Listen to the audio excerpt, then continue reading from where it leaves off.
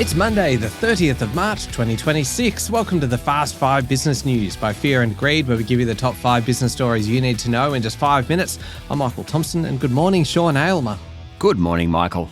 Sean, 5 stories, 5 minutes. Let's go. Story number 1, National Cabinet meets today amid soaring fuel prices and tumbling equity markets as the reality of a prolonged war in the Middle East starts hitting Main Street Australians.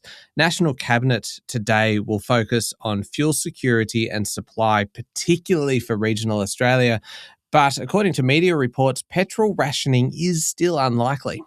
It comes after the Albanese government over the weekend said it will underwrite purchases of fuel by private companies. Basically, they will act as an insurance scheme for buyers of fuel. Importers should be less worried about buying that fuel at sky-high prices, given the government has provided them with a safety net. Yeah, and some states are actually moving ahead with their own plans to reduce reliance on petrol and diesel. In Victoria, Premier Jacinta Allen has announced free public transport in the state from tomorrow. Wouldn't be surprising, I'd have to say, if other states do something similar. Yesterday, Environment Minister Murray Watt, the federal minister, said that even if this conflict was to end tomorrow, this is going to be there's going to be a long tail here. Australia has 39 days worth of petrol and 30 days worth of diesel and jet fuel. It isn't only the petrol bowser that's problematic, Michael. Fertiliser deliveries are likely to disrupt winter plantings. That will hit the food supply. Airfares have soared in recent weeks, disrupting travel plans for thousands of Australians. Freight costs are on the rise. That will directly feed through to inflation. There's a potential for pharmaceutical products to be delayed. We import about 90% of our medicines. That's before we really get into the heavy economics of it. Obviously, this is inflationary. We've seen the Reserve Bank starting to lift interest rates. Treasurer Jim Chalmers, he has said that economic growth will be hit as well. Unfortunately, too, there's no real end in sight to the fighting.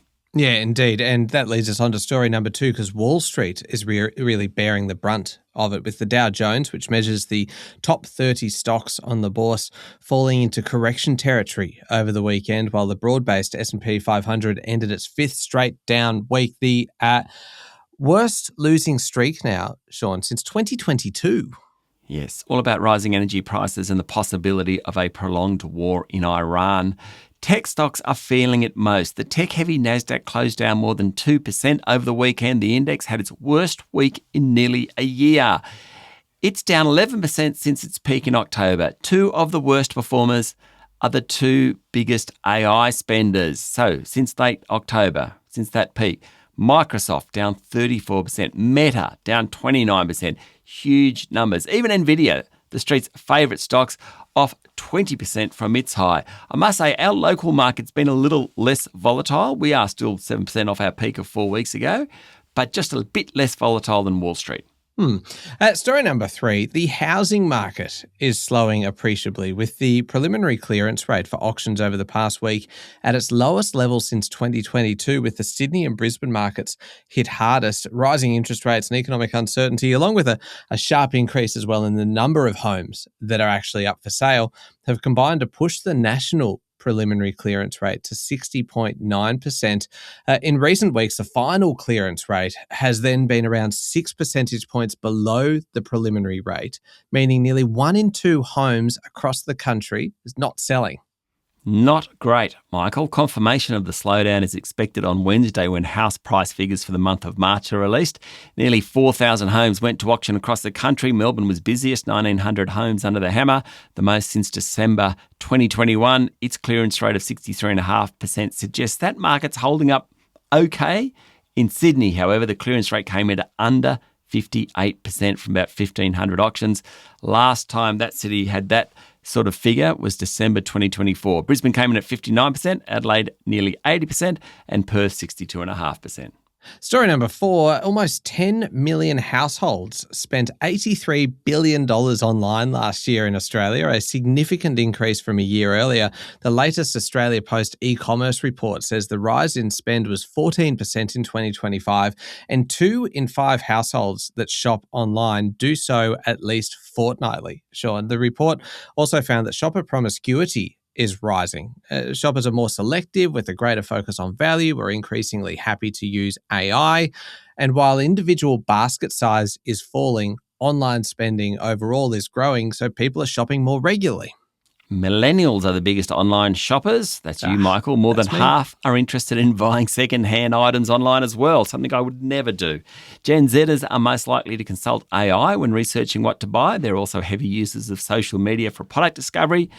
Gen Xers, go Gen Xers. We are very pragmatic, happy to wait longer for delivery if it means paying less.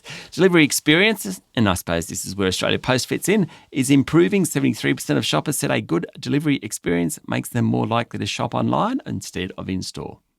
Last one, story number 5, interest in electric vehicle purchases has almost doubled in recent weeks, with finance inquiries up 88% this month alone.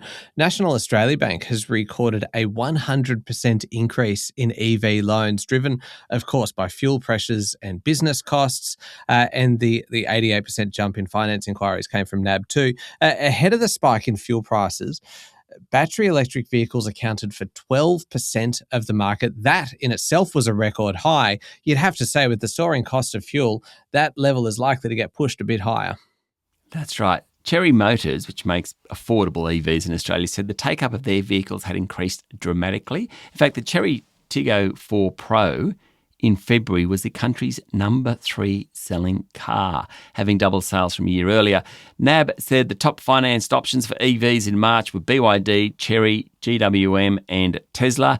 Jolt, one of the country's largest fast charging networks, has recorded a 30% jump in sign-ups over March. We don't have the official figures yet, but clearly the petrol crisis is helping boost sales of EVs. Indeed. There we go, the top 5 business stories in 5 minutes. Thank you, Sean. Thank you, Michael. It is Monday, the 30th of March, 2026. Remember to hit follow on the podcast. And if 5 minutes isn't enough, you can find our longer daily show called Fear and Greed, wherever you listen to podcasts. I'm Michael Thompson, and that was the Fast 5 Business News by Fear and Greed. Have a great day.